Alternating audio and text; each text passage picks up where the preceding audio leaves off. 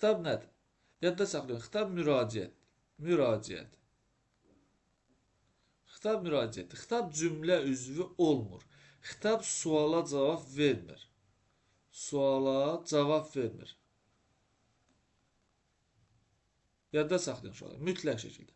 Xitab, yadda saxlayın ki, sözün vurğusunu dəyişə bilir. Yəni, bir söz xitab olanda onun vurğusu dəyişir. Məsəl üçün, biz desək ki, Süleyman vurğu sonuncu hecadadır. Amma bunu xitab formasında desək, Süleyman, burada artıq vurğu gəlir düşür ikinci hecasındadır. Bunu de. Süleyman burada ikinci hecadadır. Və yadda saxlayın, xitab sözün vurğusunu dəyişmək gücünə malikdir. Primitiv bir şeydir uşaqlar, yadda saxlayın, xitablar müraciət bildirir. Xitablar cümlə üzvləri ilə əlaqədə, sintaktik əlaqədə olmur. Cümlə üzvləri ilə yalnız məna əlaqəsində olur, məna əlaqəsi. Bu mütləq yadda qalsın. Deməli, quruluşca iki yerə bölünəcək. Sadə xitablar və mürəkkəb xitablar. Sadə xitablar uşaqlar sözlərlə, nitq hissələri ilə ifadə olunan xitablardır. Məsəl üçün, deyirəm, Vahid sözlərimə yaxşı qulaq as.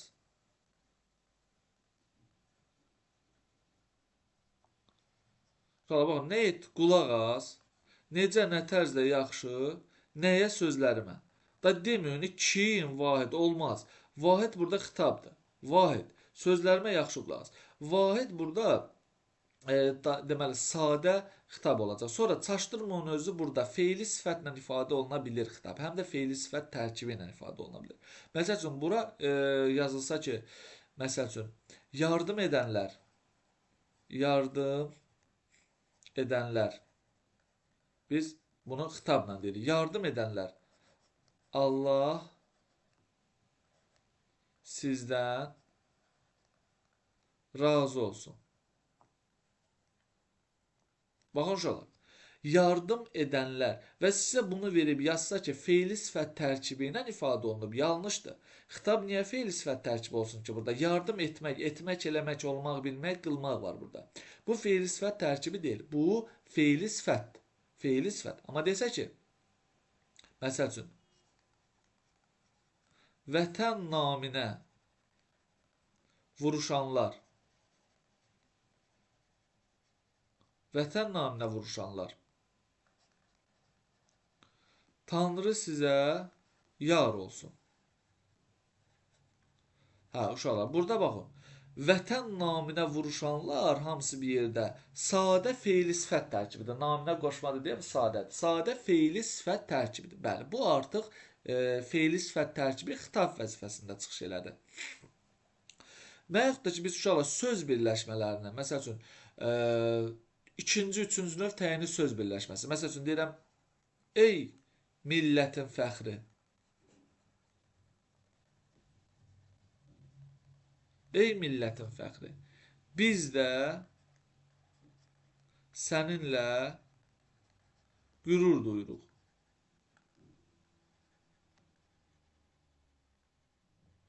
Burada fikir verin uşaqlar. Millətin fəxri üçüncü növ təyini söz birləşməsidir. Və xitab üçüncü növ təyini söz birləşməsi ilə ifadə olunmuşdur.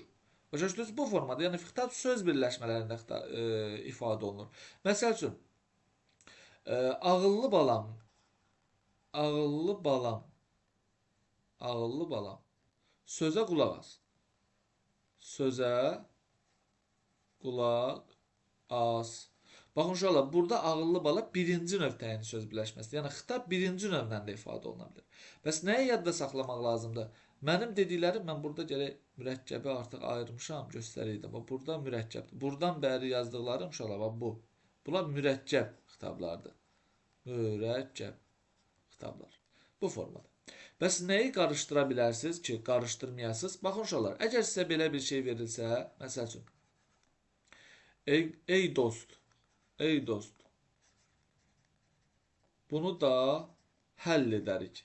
Həll edərik. Baxın uşaqlar, buradakı ey dostu gedib mürəkkəb kimi götürmüyor. Bu sadə xitabdır, sadə. Niyə sadə xitabdır? Çünki ey köməkçi nitq hissəsidir. Bunun heç bir adiyyəti yoxdur mürəkkəbliyi formalaşdırmağa. Burada sırf bir dənə dost sözü var, müstəqil leksik mənası olan. Burada söz birləşməsi yoxdur, sadə xitabdır. Bir də yadda saxlayın ki, uşaqlar, məslər tərkibi, feili sifət, feili bağlama tərkibi, məslər tərkibi, feili bağlama tərkibi xitab vəzifəsində çıxış eləyə bilməz. Təsriflənən feillər xitab vəzifəsində çıxış eləyə bilməz. Deməli, şəxs əvəzlikləri xitab vəzifəsində çıxış eləyə bilməz. Bunu yadda saxlayın mütləq şəkildə. Amma əsas nitq hissələrindən demək olar ki, hamısı feillərin içərisində olanda, məsələn, feil sifət o formada götürsək, xitab vəzifəsində çıxış eləyə bilər. Məsələn, sizə düşəcək igid. Buraları tanımıram. Burada xitab nə ilə ifadə olunmuş? Təbii ki, sifətlə ifadə olunmuş. Siz sadəcə olaraq bunları görməlisiniz. Yaxşı, bu oldu bizim xitab haqqında bilməli olduqlarımız. Bir də yadda saxlayın ki, xitablarda belə bir şey ola bilər. Ey və heylər var nida olaraq. Ey və hey. Burada eydən sonra da vergül qoyula bilər. Heydən sonra da qoyulmaya da bilər. Ey, məsəl üçün insan. Ey, insan. Bura gəl. Məsəl üçün. Yaxud da ki, hey, qardaş. Qardaş, mənə danış. Bu formada. Həm də belə verə bilərik. Ey, məsəl üçün, deyək ki, ey insan, ey adam, kimsən, məsəl üçün, və yaxud da ki, hey vətəndaş, gəlmə. Bu formada uşaqlar. Yadınızda saxlayın. Sizə testdə düşsə ki, xitabdan sonra mütləq şəkildə vergül qoyulmalıdır, yanlışdır. Vətən, nida işarəsi də qoyula bilər. Vətən, səndən nigaranam. Yadda saxlayın uşaqlar. Xitabdan sonra yeganə durğu işarəsi vergül deyil. Nida işarəsindən də istifadə oluna bilər. Və sonuncu olaraq bilin ki, xitab da əlavəli işlənə bilir. Rəsul, Xaloğlu, bunu unutma. Gördünüz uşaqlar, burada Rəsul xitabdır, Xaloğlu da onun əlavəsidir. Yəni, xitabın əlavəsi də işlənə bildi. Bir dənə nüansı da deyirəm, yekunlaşdırıq. Məsəl üçün deyirəm, Cəmil, vergül, mənim tanışım bunu həll edər. Uşaqlar, diqqətli olun. Burada həm mübtədanın həmcisliyi kimi düşünmək olar. Həmcis nədir?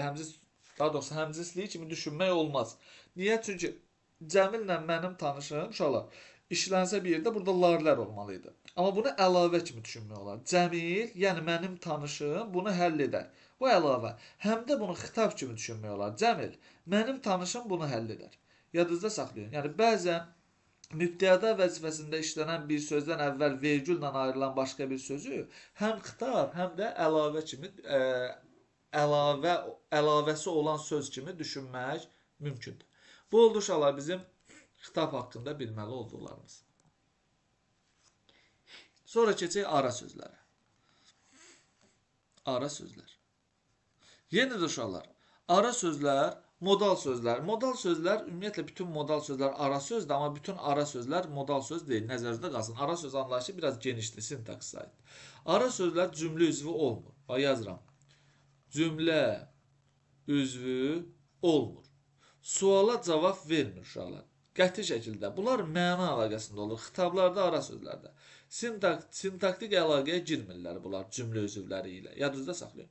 Çalışacağım çox uzun yazmayın bunları. Çünki modal sözlərdə keçmişik. Az yazacağım, amma yazacağım ki, görəsiniz. Deməli, uşaqlar, 1. Ara sözlər. Birincisi, təsdiq və yəqinlik. Təsdiq, yəqinlik bildirən modal sözlər. ara sözlər. Biz modal söz olaraq bunları bilirik də uşaqlar. Düzdür, doğrudur, düzü, doğrusu, yazıram yenə də.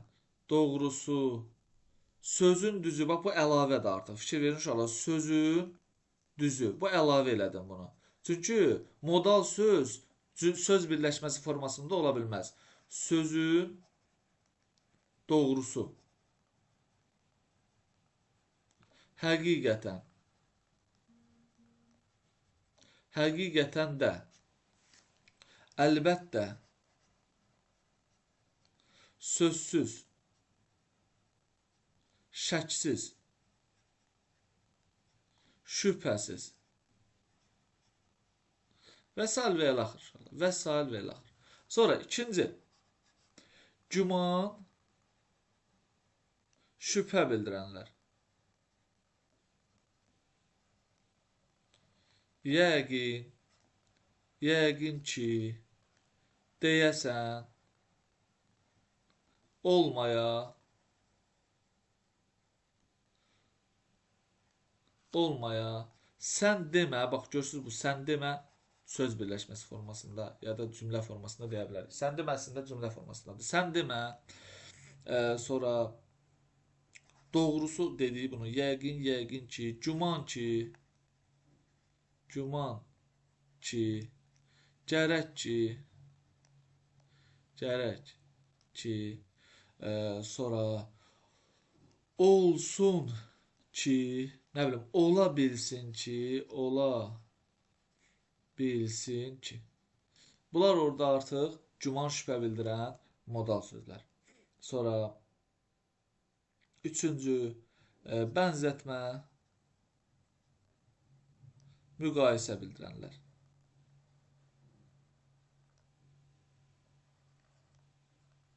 Deməli uşaqlar, bənzətmə, müqayisə bildirənlər sanki, bitişik, sanki, elə bil ki, güya, güya ki, elə bil ki, sanki, elə bil ki, güya ki. Dördüncü, deməli, təəssüf bildirənlər,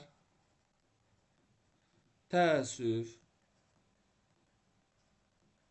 təəssüf ki, heyif, heyif ki, əfsus, əfsus ki. Beşinci, fikrin mənbəyini bildirənlər, fikrin mənbəyini bildirənlər. Burada lap genişliyi var. Bax uşaqlar, biz deməli modal söz olaraq deyirdik ki, səncə, məncə, fikrimizcə və zənnimizcə. Zənnimizcə.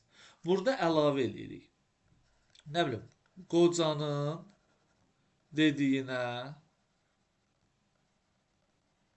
görə, eşitdiyimə görə,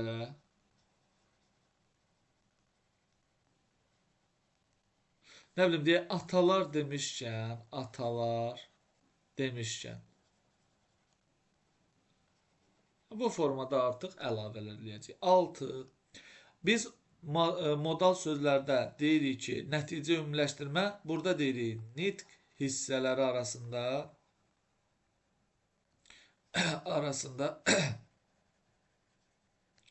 əlaqə. Nitq hissələri arasında əlaqə bildirən, cümlə üzvləri, nitq hissələri arasında əlaqə bildirən modal sözlər, ara sözlər.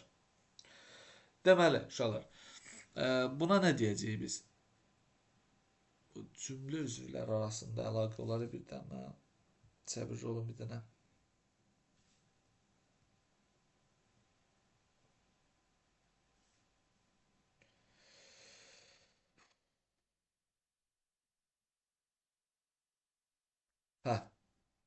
Deməli uşaqlar, nitq hissələri arasında əlaqə bildirənlər, düz demişəm. Nəhayət,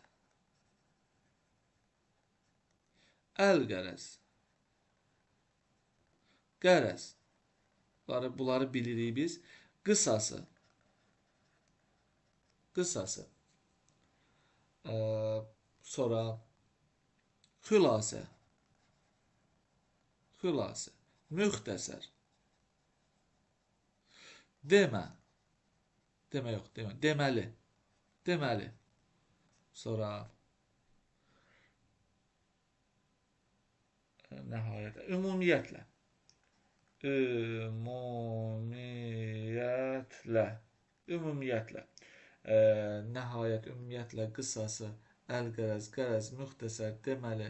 Sonra birincisi, bunun içində veririk. Birincisi, ikincisi, əvvəlası və bir sözlə. Bir sözlə. Deməli, uşaqlar, nitq sırasında əlaqə bildirən sözlər. Əslində, bunlar ayrıca verilir, amma da ayrıca verməyə ehtiyac görmürəm. Bunlar oldu bizim ara sözlərimiz. İndi uşaqlar, ara sözlərin forma cəhətdən 3 yerə böləcəyik. Birinci olacaq söz formasında olanlar. Söz formasında olanlar. Məsəl üçün, doğrusu, doğrusu, sonra sanki, sanki, sonra təəssüf, təəssüf ki, məsəl üçün, bunlar söz formasındadır. İkinci gəlir söz birləşməsi formasında olanlar. Söz birləşməsi. Məsəl üçün, sözün düzü, sözün düzü, sözün doğrusu, sözün doğrusu, sonra qocanın dediyinə görə, eşitdiyimə görə, eşitdiyimə görə. Yəni, bu formada söz birləşməsi formasında olanları götürəcəyik. Bir də var, cümlə formasında. Şöyle, bunlar ara sözlərdə bəzi sözlər var ki, onlar bitkinlik, bitirici intonasiyanı itiriblər də. Bitmiş intonasiya olaxı cümlələrdə. Bunlar itiriblər onu. Məsəl üçün, bax, doğrudur. Doğrudur. Sözü bu cümlə formasında işlənə bilər. Düzdür. Düzdür.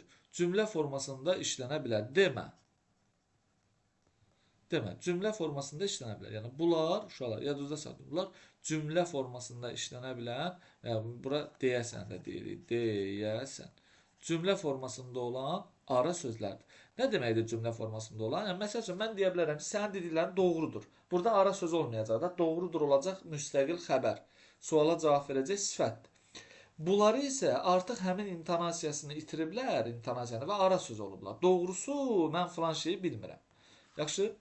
Və son olaraq yadınızda saxlayın ki, ara sözlər vergülla ayrılır. Məsəl üçün, deyirəm ki, xülasə, xülasə, söhbət bitdi. Bitdi. Cümlənin ortasında gələrsə hər iki tərəfdə. O, sən demə, bizi aldadır. Cümlənin sonunda gələrsə özündən əvvəl vergül qoyulur. Sonra da hər hansı bir durğu işarəsi. Məsəl üçün, mən ona güvənirəm. Mən ona güvənirəm əlbəttə. Bura təbii ki, falan da əlavə eləyə bilərik. Bu da oldu uşaqlar bizim ara sözlər haqqında bilməli olduqlarımız. Təkrar edirəm. Suala cavab verməyəcək ara sözlər, cümlə üzvü olmayacaq ara sözlər, xitab kimi ara sözlərdə ancaq məna əlaqəsində olur, sintaktik əlaqədə də ola bilməyəcəklər. Sanki, elə bil ki, güya ki isə ümumiyyətlə vergül tələb eləmir. O, sanki, bikefdir. Uşaqlar, vergül tələb eləməyəcək. Elə bil ki, eyni şeydir. Bu da oldu bizim dərsimiz.